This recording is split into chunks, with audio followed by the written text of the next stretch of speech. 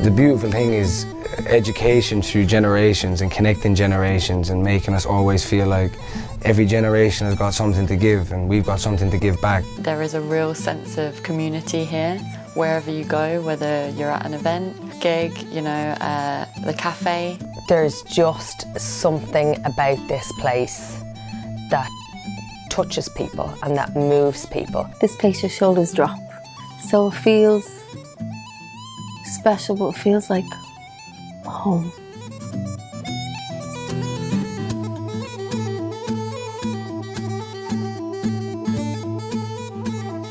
You know that there's people here who have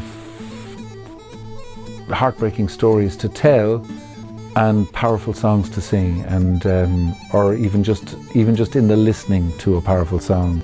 I wasn't a very sociable individual, to say the least, and it brought me out of my shell. Like, you see how much joy the community can bring to each other and how much holding and looking after there is amongst the community. There's a lot of people who have struggles or who live with, say, dementia or have certain diagnosis, but it's really beautiful to see how the community looks after each other.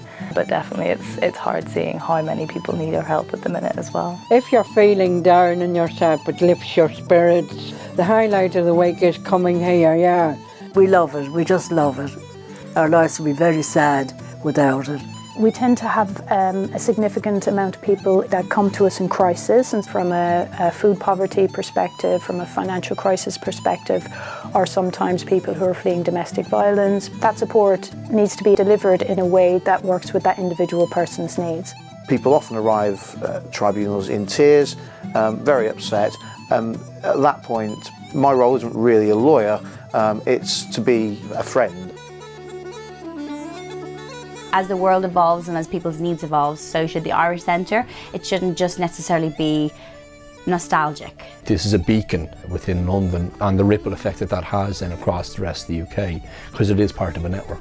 I think it's very good for the community to be able to come together and, talk about your experiences of living in London and your experiences of growing up in Ireland. Getting a sense of what it means to be Irish with their Irish heritage, and they may, never live in Ireland. But just getting to be able to connect to that. So it's a living, breathing place, and it's a place that, the need's there, but it's a place that has relevance going forward. I think that's the most important thing. The redevelopment is really exciting, especially for the culture team.